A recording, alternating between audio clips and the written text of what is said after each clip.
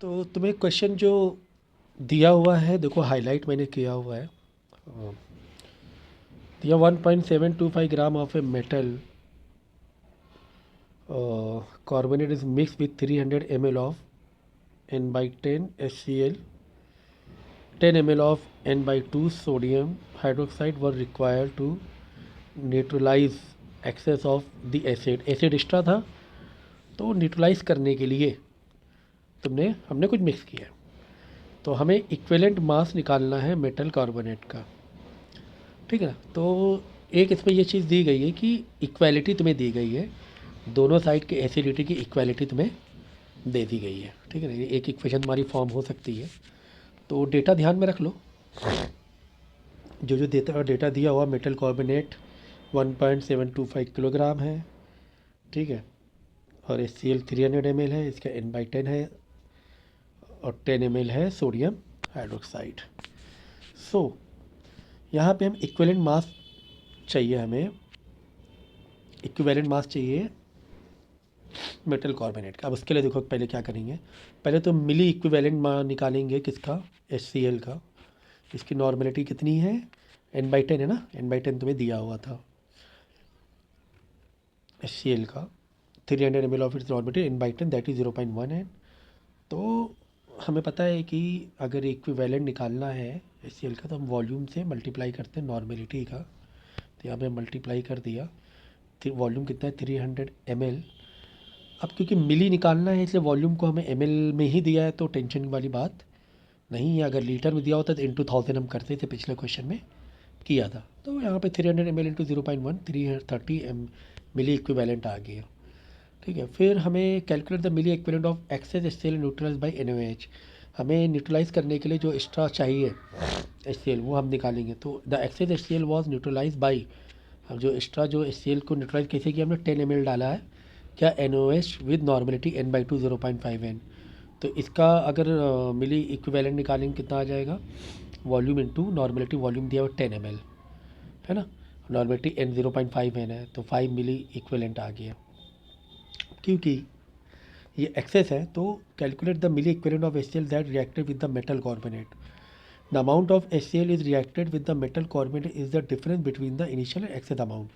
तो जो भी एक्सेस अमाउंट है उसको वो निकाल लेंगे हम लोग, जो कि रिएक्ट करेगा मेटल कार्बोनेट से, ठीक है। तो मिली इक्विवेलेंट रिएक्टेड विद HCl, तो HCl था जो रिएक्ट किया, तो दोनों का हमने जो निकाला है HCl का इनिशियल और ये, तो कितना था 530 मिली इक्विवेलेंट था इनिशियली, और 30 था ना, और 5 जो एक्सेस में था। तो ये आ गया रिएक्टेड, रिएक्टेड वाला 25 वाला रिएक्ट करेगा न्यूट्रलाइज करने के लिए, 25 रिएक्ट करेगा न्यूट्रलाइज करने के लिए। So according to the law of equivalent the milliequivalent of HCl that reacted must equal to the milliequivalent of the metal carbonate. तो यानी कि मिली इक्विवेलेंट मेटल कार्बोनेट कितना है, 25 मिली इक्विवेलेंट है। तो the mass of the metal carbonate कितना है, 1.725 दिया हुआ है। तो इक्विवेलेंट मास किसे आ जाएगा, मास अपॉन मिली इक्विवेलेंट इंटू 1000 करना पड़ेगा, क्योंकि तुम्हें मिली पे कर, मिली है ना, ये मिली पे 1000 कट जाएगा ना वो। तो मिली इक्विवेलेंट टू 1000 तो कितना है 1.725 है, और कितना आ गया 69 ग्राम पर इक्विवेलेंट आ गया, ठीक है। मिली मिली कट के इक्विवेलेंट आ जाएगा। तो इक्विवेलेंट मास, तो कुल मिला के इक्विवेलेंट मास तुम्हें निकालना था। तो इक्विवेलेंट मास कैसे निकाला जाता है, मास अपॉन इक्विवेलेंट। अब मिली पे चल रहा है तो मिली इक्विवेलेंट कर दो, इंटू 1000 कर दो। मिली पे नहीं चल रहा होता, किलोग्राम पे चल रहा हो, मतलब नॉर्मली इक्विवेलेंट पे चल रहा होता, मिली ना होता, लीटर होता, तो इंटू 1000 करने की यहाँ पे ज़रूरत तुम्हें नहीं थी, ठीक है। दूसरा क्वेश्चन दिया, sample of sodium carbonate contains impurities of sodium sulphate. Sodium carbonate में कुछ इम्प्योरिटीज़ है सोडियम सल्फेट की। 1.25 gram of this sample are dissolve in water and volume made up 250 ml। हमने 1.25 ग्राम डाला तो कितना वॉल्यूम हो गया, 250 ml हो गया। And 25 ml of this solution neutralise 20 ml of N, normality n/10 दिया हुआ 0.1 n, सल्फरिक कैलकुलेट हमें करना है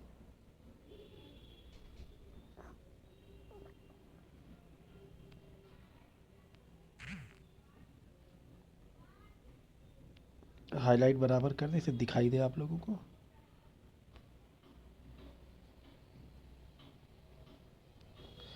हमें कैलकुलेट करना है percentage of sodium carbonate in the sample. ठीक है, सोडियम कार्बोनेट का परसेंटेज हमें निकालना है, कितना हमने मिक्स किया। ठीक है, डेटा तुम्हें क्या क्या दिया हुआ देख लो। पहले तो इक्विवेलेंट निकालेंगे हम। तो जो रिएक्शन हुआ है रिएक्शन लिख लेना बैलेंस इक्वेशन में। तो sodium sulphate Na is neutral salt and does not react with sulphuric acid. तो Na2SO4 तो तुम्हारा रिएक्ट नहीं कर रहा है, जो भी रिएक्ट करेगा Ca2 और H2O। H2O तुम्हारा निकला, CO2 निकला। ठीक है, तो equivalent H2SO4 used are calculate using this normality and volume. So normally given as normality 0.1 इन दिया, इक्विवेलेंट जो है निकाल लो नॉर्मेलिटी इंटू वॉल्यूम। ठीक है, नॉर्मेलिटी इंटू वॉल्यूम निकाल लिया हमने, लीटर में दिया हुआ है क्योंकि इक्विवेलेंट वाली मिली इक्विवेलेंट तो है नहीं, लीटर में है, ले लो आप सीधा सीधा। तो क्या करो, इक्विवेलेंट पहले निकाल लो। इक्विवेलेंट क्यों निकाल रहे हैं, उसका रीज़न ये है कि जब आप स्टेप 3 में जाओगे वहाँ पे तुम्हें इक्विवेलेंट चाहिए। अगर इक्विवेलेंट मास तुम्हें निकालना है तो इक्विवेलेंट इंटू इक्विवेलेंट वेट तुम्हारे पास होना चाहिए। तो हमने क्या किया, पहले इक्विवेलेंट निकाल लिया किसका, H2SO4 का। फिर इक्विवेलेंट निकालना SO4 का इक्विवेलेंट निकाल लिया। फिर equivalent of sodium carbonate in the sample. Sample में इक्विवेलेंट तुम्हें निकाल लेना 25 ml, क्योंकि न्यूट्रलाइज है तो दोनों की इक्वेशन इक्वल हो जाएगी। तो equivalent of Na2CO3 in 25 ml बराबर हो जाएगा इक्विवेलेंट ऑफ H2SO4, क्योंकि क्या है, न्यूट्रलाइज हमें करना है। ठीक है ना। तो दोनों को क्या करो, इक्वेट मार दिया, 25 ml ऑफ 0.02 इक्विवेलेंट है। और हमें करना है 250 ml के लिए करना है। 25 के लिए इतना आ रहा है तो 250 के लिए कितना होगा, तो इंटू 10 कर दोगे तो 0.02 हो जाएगा फिर, है ना। 25 ml के लिए कितना मांग रहा है, 0.02 इक्विवेलेंट मांग रहा है। तो 250 ml कितना मांगेगा, तो एक्सलेट कर क्रॉस मल्टीप्लाई कर लेना। तो इतना आ गया। अब mass of the pure sodium carbonate चाहिए तुम्हें। तो मास के लिए पहले तो क्या करो आप, जो भी मोलर मास तुम्हें दिया हुआ है उसका इक्विवेलेंट निकाल लो, डिवाइड बाई 2 उसके वैलेंसी फैक्टर से या इन फैक्टर से, तो 53 ग्राम आ जाएगा। उसके मास इजिकल इक्विवेलेंट है, इक्विवेलेंट वेट से मल्टीप्लाई कर देंगे तो 0.02 इंटू इक्विवेलेंट वेट कितना आया, 53 ग्राम आया है। फिर कैलकुलेट द परसेंटेज। अब परसेंटेज में कन्वर्ट कर दो, परसेंटेज कन्वर्ट क्या, mass of the pure NaOC2 upon total mass of the sample into 100 कर लो। तो मास हमने तो निकाल ही लिया ना, 1.06 ग्राम आया ना, तो परसेंटेज में तुम कन्वर्ट कर लेना। ठीक है, 3 gram of a sample impure ammonium chloride were boiled with excess of caustic soda solution। ठीक है, ammonia gas to evolve was passed into 120 ml of N/2 H2SO4 and 20 ml of N2 of NaOH were required to neutralistic process, neutralise करना है, neutralise process. Calculate करना है हमें percent purity of given sample of ammonia. कर तो कितना ammonia chloride जो impure था उसे प्योरिटी हमें निकालनी है, कितना परसेंटेज प्योरिटी यूज हुई है ये हमें निकालना है। तो भाई सभी में देखो, सबसे पहले अब यहाँ पे मिली इक्विवेलेंट निकालना है। मिली क्यों, क्योंकि एमएल में शायद दिया होगा, तो मिली इक्विवेलेंट से निकालेंगे, वॉल्यूम जो लेंगे एमएल में ले लेंगे। तो H2SO4 का निकाल लेंगे नॉर्मलिटी इनटू वॉल्यूम, फिर NaOH का भी निकाल लेंगे, ये दोनों का मिले since the NaOH neutralise the excess this. अब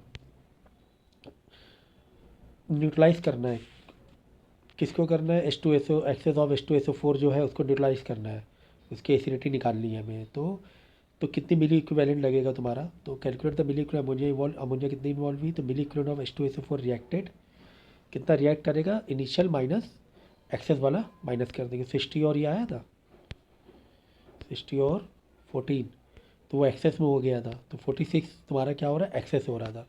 इस 46 जो एक्सेस हो रहा था इसी को तुम्हें क्या करना है, जो डिफरेंस है इसी को तुम्हें न्यूट्रलाइज करना है, कुल मिला के बात ये थी। ठीक है ना। तो कितना मास लग रहा है अमोनियम क्लोराइड का, प्योर अमोनियम का। तो प्योर अमोनियम का तुम्हें क्या करना है, कितना आ रहा था 53.5 गोल है, वैलेंसी इसकी 1 ही है तो टेंशन नहीं है, डिवाइड बाई 2 करने की ज़रूरत, मतलब वैलेंसी फैक्टर डिवाइड करने की ज़रूरत नहीं है। बाद में क्या करना, मास ऑफ प्योर निकाल लेना। मास ऑफ प्योर फार्मूला क्या है, मिली इक्विवेलेंट टू इक्विवेलेंट वेट। तो ये निकाल लेना, बाद में इसी को चाहे परसेंटेज बदल देना नीचे। ठीक है, तो इस तरह कर लेना।